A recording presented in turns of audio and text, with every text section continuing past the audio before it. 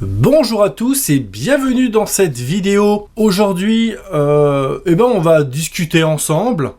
Comme c'est marqué dans le titre, on va parler essentiellement de cette nouvelle option qui est disponible sur Studio One 7. C'est cette fonction qu'on a ici, là, ce petit carré, voilà, qui s'appelle lanceur, qui est accessible rapidement en appuyant sur votre touche de clavier B, et voilà. C'est un peu similaire à ce qu'on peut retrouver sur Live, sur Ableton Live, avec son mode arrangement et mode session. Vous voyez, là par exemple, si je mets la fenêtre en grand, comme ceci, là c'est comme si on était, je vais vous mettre l'équivalence en vignette sur le côté là. Là c'est comme si on était en mode session, je vais y arriver, en mode session dans Live. Et pour les habitués de Live, vous savez, vous faites tabulation et en faisant tabulation sur votre clavier, vous switchez de l'affichage arrangement à session. Et ben là, c'est à peu près similaire sur Studio One, sauf qu'au lieu de faire tabulation, vous appuyez simplement sur la touche B, vous voyez. Donc là, je passe en arrangement et là, en session. Donc c'est similaire à Ableton. Donc on va réduire un petit peu cette fenêtre, voilà, pour qu'on puisse voir les deux, le côté arrangement et le côté session. Enfin, faut que j'arrête d'appeler session parce qu'en fait, c'est le nom d'Ableton. Là, dans Studio One, pour rappel, si vous avez un doute, vous posez votre curseur ici, vous voyez, ça s'appelle lanceur. Donc là, lanceur, et là, arrangeur. Donc dans cette partie-là, lanceur, aujourd'hui, on va parler un petit peu de ça, de cette nouvelle option. Ça va être en mode cool. Franchement, moi, mes vidéos, pour l'instant, je sais pas dans l'avenir, mais en tout cas pour l'instant, je les écris pas. Il y a un fil conducteur, voilà, un sujet en particulier, mais j'y vais en live. C'est effectivement comme je dis, c'est du live. C'est si je faisais un live, c'était pareil. Voilà, je parle comme si j'étais en live. Donc il y a rien qui est préparé. C'est freelance quoi. Alors revenons-en à nos moutons. Alors le lanceur, donc on va voir un petit peu, on va rentrer un petit peu dans son utilisation pour voir comment l'utiliser. C'est nouveau, donc je l'ai pas poncé à fond.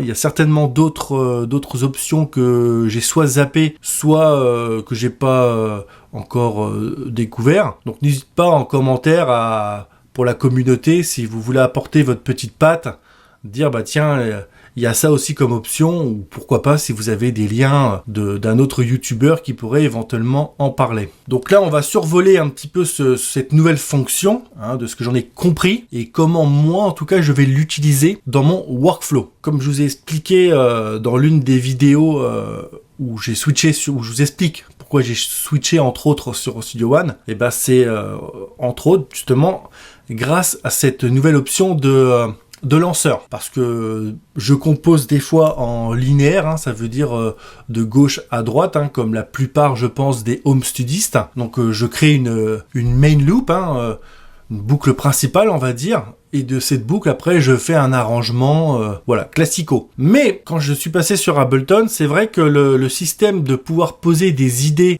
comme ça dans des petites cases et après de construire son arrangement, ça m'a tout de suite parlé, ça m'a tout de suite plu. Donc c'est pour ça que je suis resté pas mal de temps sur Live. Maintenant qu'il y a ça dans Studio One, c'est vrai que j'ai tendance maintenant à travailler uniquement sur Studio One. Alors j'adore Ableton, il n'y a aucun souci là-dessus. Je l'ai encore. Je pensais peut-être vendre ma licence, mais au final non, je la garde parce que des fois ça me fait plaisir de retourner dessus. Mais c'est vrai que jusqu'à il y a très peu, je composais sur Ableton et une fois que mon morceau était fini et qui était arrangé au niveau de la structure, j'exportais tout en multipiste dans Studio One et je faisais mon mixage. Alors quand je fais mon mixage, attention, je suis pas un ingénieur du son, je suis comme vous, je suis des vidéos tuto, j'essaye de me débrouiller pour que ça soit un minimum audible, que ça soit sur YouTube ou sur les plateformes de musique où je peux distribuer ma musique. Voilà, j'essaye que ça soit à peu près audible. Je ne suis pas un ingénieur du son. Voilà, comme pour la plupart, j'ai la même connaissance que vous, c'est-à-dire soit par YouTube, soit par des petites formations que j'ai achetées et que j'ai suivies. Les seules formations que j'ai, c'est une certification Ableton, et là je suis en train de passer une petite certification sur Studio One pour pouvoir après être vraiment formateur en MAO sur ce dos. Alors voilà, je pense que j'ai assez parlé. On va attaquer donc la découverte de ce nouveau petit outil qui est le lanceur. Que dire en premier? Alors premièrement, pour basculer d'une fenêtre à l'autre, hein, on l'a vu. Donc soit vous avez la vue avec les deux fenêtres, arrangement d'un côté et lanceur de l'autre, ou alors moi ce que j'aime bien faire c'est voilà, être soit en vue lanceur, hop, voilà, ça me rappelle, encore une fois, ça me rappelle Ableton. Mais là, pour la vidéo, je vais peut-être laisser les deux fenêtres. Alors, point numéro 1. Vous voyez, quand je vais lancer la lecture là, vous voyez, j'ai composé une petite ébauche là de morceaux là qui peut-être sortira. Je sais pas, je vais voir en fonction de mes envies, je vais voir. Peut-être que je sortirai ou pas, on verra. En tout cas, j'ai composé à la vite fait une petite structure avec un intro, un verset, un pré-chorus et un chorus. Ouais, je sais, j'aime bien mélanger l'anglais et le français, hein, je suis comme ça. Donc là, petit morceau rapide. Je vais pas vous le faire écouter, hein, on aura l'occasion de l'écouter pendant ce tuto. Donc là, j'ai fait une composition classique, hein, ça veut dire linéaire. J'ai composé une boucle principale et ensuite j'ai fait mon arrangement avec des modifications dans mes notes MIDI. Là c'est composé full MIDI. Ouais, je regarde maintenant, il n'y a pas d'audio. Il n'y a pas d'audio, il n'y a pas de boucle, ni de splice, ni d'autres. Non, il n'y a que de la composition MIDI. Alors, donc là, une petite structure. Et on va voir maintenant comment faire fonctionner ce petit truc-là, lanceur. Alors, point numéro 1. Là, vous voyez, tout est allumé. Ça veut dire que quand je vais appuyer sur ma barre espace pour lire le morceau, ça va lire cette partie-là.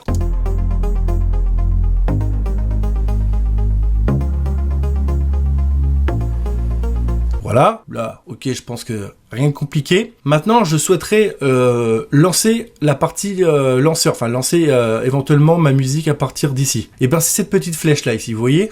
Là, il y a une petite flèche qui va vers la gauche, ça veut dire que c'est la lecture du mode arrangeur. Pour avoir la lecture du mode lanceur, il faut cliquer dessus et regardez, cette partie-là va se griser.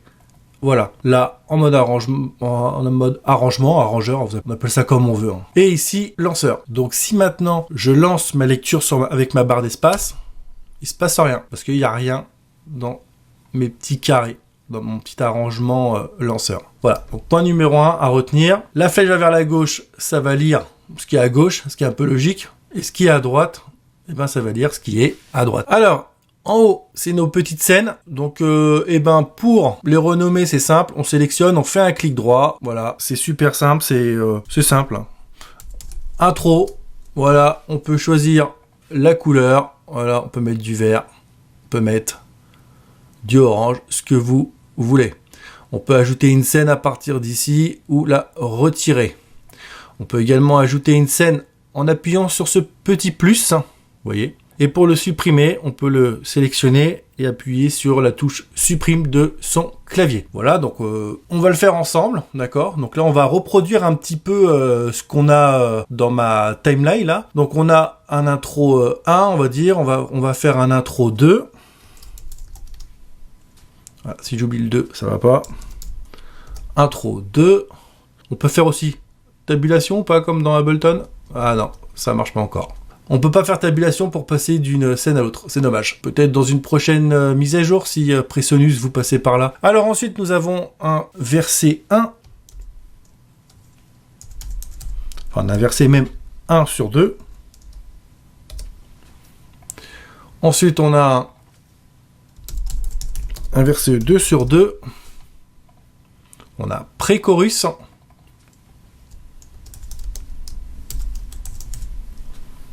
Et dans une histoire d'être pareil avec l'arrangement, on va dire refrain. Mais j'aurais pu mettre chorus, hein, c'était pareil. Et refrain. Et celle-là, on peut la supprimer. Voilà. Donc là, il me semble qu'on a l'équivalence 2 intros, 2 parties de verse, pré-chorus et refrain. Eh ben, on est pas mal. Voilà. Donc, pour ce qui est de ces petites fenêtres là-haut, voilà, hein, on peut lancer la lecture. Donc quand on clique ici, là, ça lance la lecture de toutes les pistes qui seront mises ici. On va le faire, vous allez comprendre en même temps. Par contre, histoire de dans la même couleur, hop, bon, je sais plus quel orange, bon, bref, c'est pas grave. Alors, bleu, c'est celui-là, ok. Alors, ici, on a un bouton stop voilà, qui stoppe toutes les...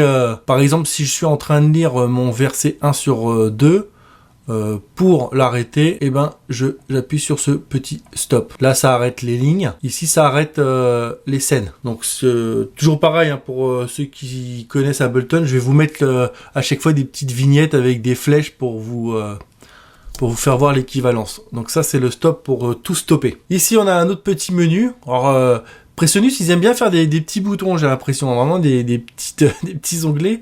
Mais bon, c'est ici, là. Vous voyez, playlist du lanceur, c'est ici. C'est là qu'on va pouvoir retrouver nos différentes scènes. Faire nos réglages, vous voyez, de quantification, de mode de lancement, déclencher, maintenir, commuter, pardon. Et on va glisser, par exemple, les différentes scènes. Donc l'intro, hein, pour commencer, c'est mieux. Hop, vous voyez. Et là, il me semble que... Non, alors c'est pas ici.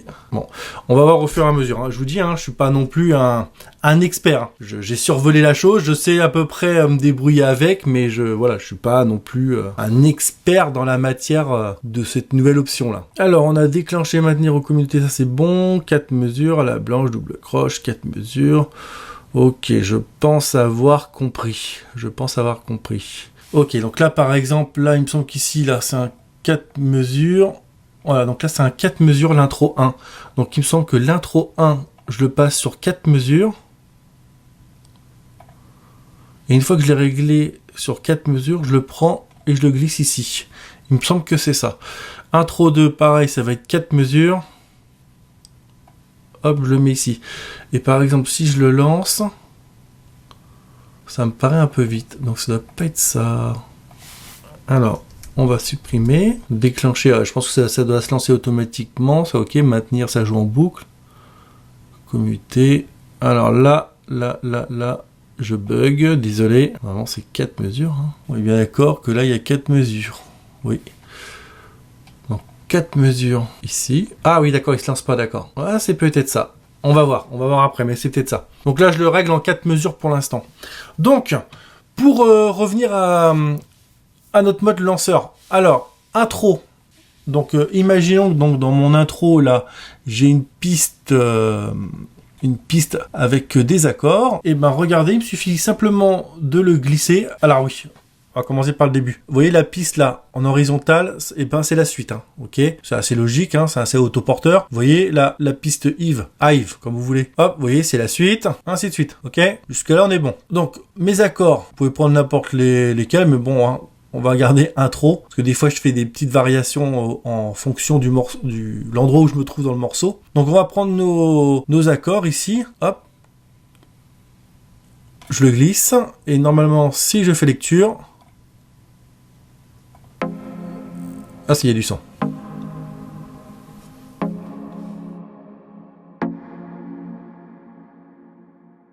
Ok, on a ensuite une petite ligne de basse, donc je vais la mettre dessus, et on a, hop, un petit synthé lead.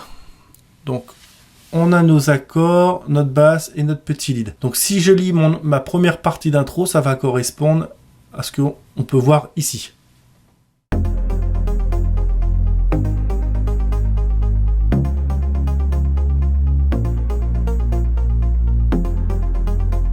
Vous voyez, hein, donc ça ne correspond pas à mon arrangement, parce que là, il y a les drums qui vont partir, et là, non, ça part pas, parce que c'est comme Ableton, ça boucle. Donc c'est pas mal pour faire du live. Je dis ça, je dis rien.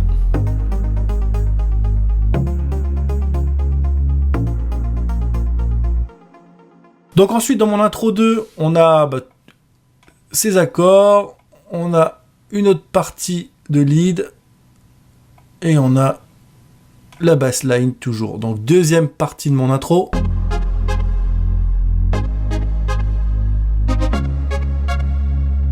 Et là, rien ne m'empêche de revenir au début.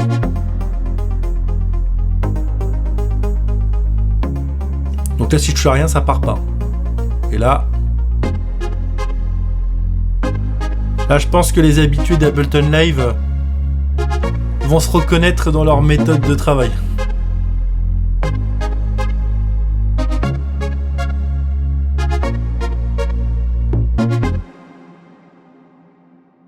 Alors ensuite, alors là, par contre, notre première partie de couplet va faire 8 mesures.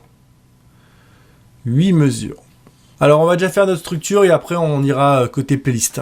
Alors, pour le verset 1 sur 2, on a les drums, on a ces accords, hop, vous avez compris, hein, je pense, le délire. Ensuite, verset 2 sur 2, on a ça, hop. Alors là, c'est parce que j'ai composé en mode classique, hein, ça veut dire en linéaire, hein, comme la plupart des home studistes ou comme moi j'ai toujours fait. Mais vous avez bien compris que par exemple, là, si je veux rajouter un synthé et refaire un lead, et ben, à partir d'ici, vous voyez, là par exemple, si je veux refaire une ligne de basse, j'ai juste, par exemple, à mettre mes éléments ici, à rien mettre ici, et à record à cet endroit-là pour faire une nouvelle ligne de basse, et c'est dans la boîte. Hein.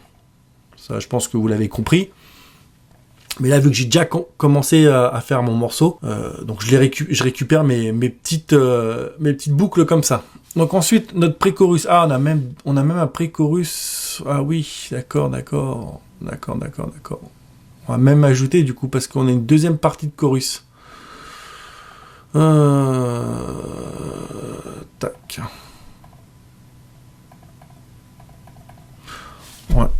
Donc on a chorus, pré-chorus. 1 sur 2.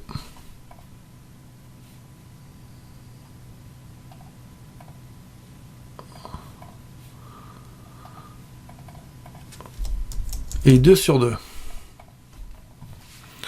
Donc, notre première partie de pré-chorus.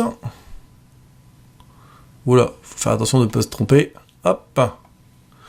Alors que là, comme vous pouvez le voir, dans ma petite structure de morceaux, vous voyez Captain Chords. Hein. Donc c'est un petit VST pour ceux qui ne connaissent pas, pour générer des accords, où on peut lui introduire nos propres accords dedans, et il nous propose des variations. Hein. Moi personnellement, je suis pas un grand pianiste, donc c'est pratique pour soit quand on n'a pas de théorie musicale, voilà, et qu'on veut juste s'amuser à faire de la musique. Hein. Donc je ferai peut-être une vidéo dessus, hein, parce que franchement, Captain Chords, c'est vraiment pour moi... alors il y en a qui vont utiliser Scaler 2, alors je l'ai aussi. D'ailleurs c'était le premier VST que j'ai acheté pour m'aider à composer des accords, des mélodies, des basses, tout ça. Mais je trouve que Captain Chords est mieux. Donc je ferai une vidéo là-dessus si ça vous intéresse. Enfin, vous connaissez maintenant. Vous écrivez ça dans la partie commentaire si ça vous intéresse que je fasse une vidéo sur Captain. Enfin sur la suite, hein, parce que c'est toute une suite. Il y a Captain Chords, il y a les basses, il y a la mélodie, il y a les drums. Alors, pré-chorus. Donc ensuite, on a sur notre deuxième partie de chorus, de pré-chorus, on a ça, et on a ça. Et après, pour notre refrain, on a ça. Est-ce que si je sélectionne tout... Oh, mais oui, voilà. Vous voyez, j'apprends en même temps que vous. Hein. Donc au lieu de faire un par un, on peut aussi tout sélectionner. Et alors faire attention, parce que vous voyez, là par exemple, elle est un peu plus longue. Alors maintenant, est-ce que tout fonctionne ?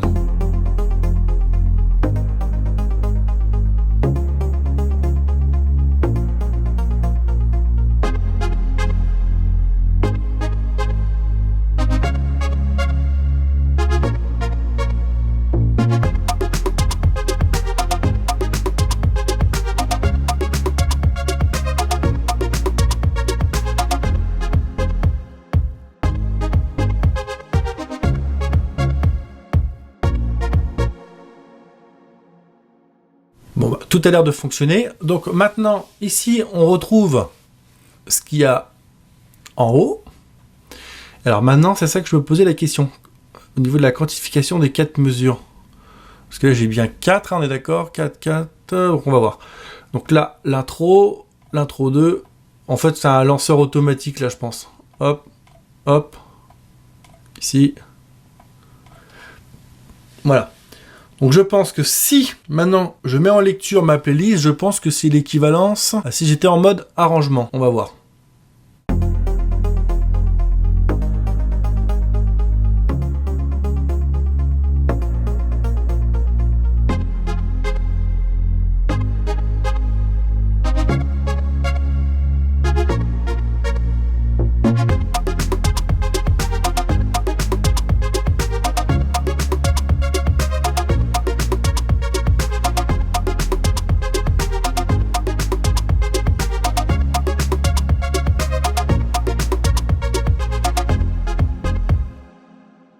Ouais, donc c'est ça. Vous voyez, parce que si, je sais pas si vous avez observé là, mais à gauche, quand la tête de lecture défilait, ça correspondait à l'arrangement qui est à gauche. Donc c'est ça.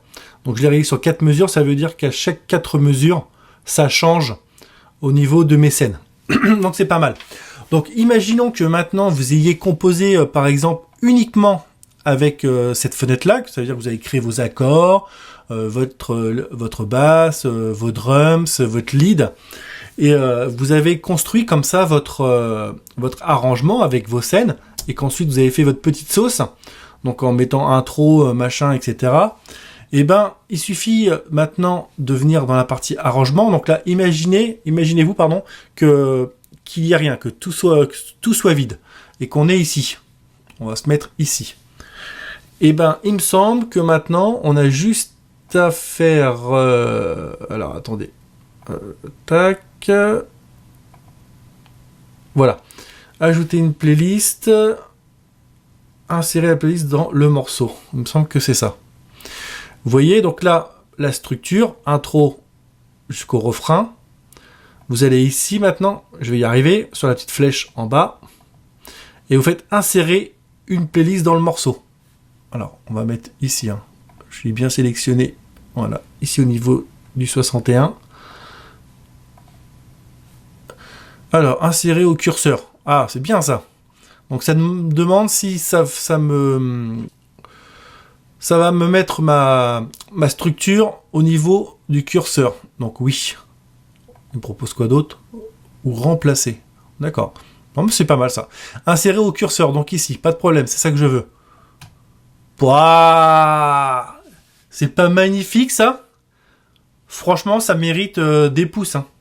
Ça mérite des gros pouces bleus. Et maintenant, je peux, imaginons, fermer mon lanceur. Enfin, avant, il faut réactiver. N'oubliez pas. À droite, c'est mon mode lanceur qui est lu. À droite. Et à gauche, c'est le mode arrangement. Et là, je peux fermer ma fenêtre lanceur. Et là, j'ai ma petite structure. Oh, c'est génial. Franchement, c'est trop kiffant.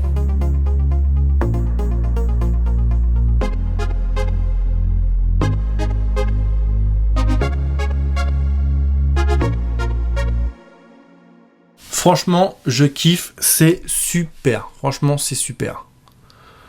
Donc, ouais. Franchement, je kiffe bien cette nouvelle petite option de lanceur sur Studio One 7.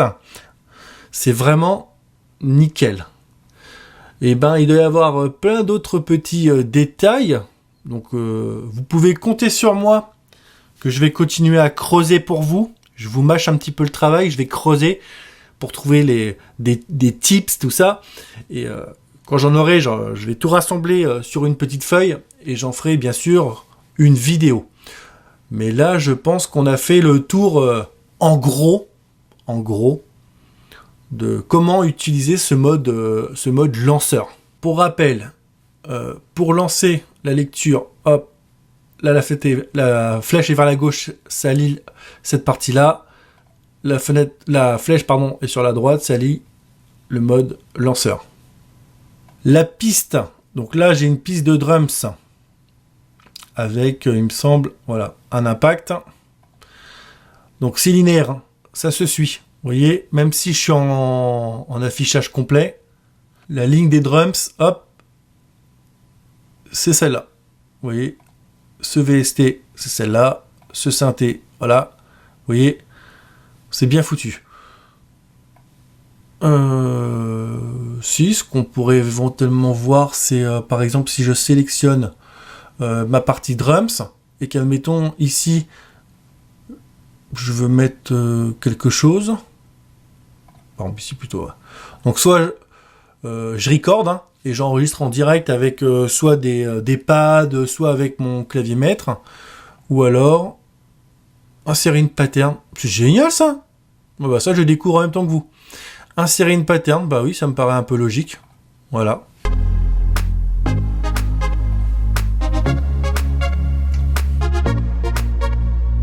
Alors.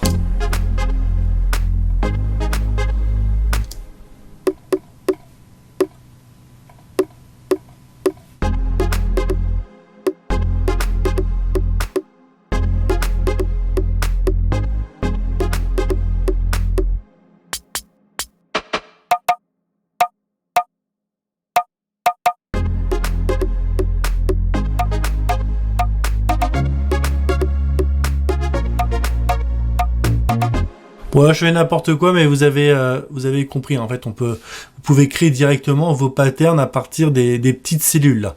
Donc ça, je vais le supprimer. De toute façon, je ferai d'autres vidéos, hein, parce que là, je suis en train de préparer une vidéo un peu plus scolaire, dirons-nous, en mode pédagogique, où je vais, donc surtout pour les débutants, en MAO ou sur Studio One, partir de l'installation de Studio One sur une machine, et on va créer un morceau complet jusqu'à son export sur les plateformes de streaming. Donc ça demande du temps. Donc je vais créer une playlist à l'occasion pour ça.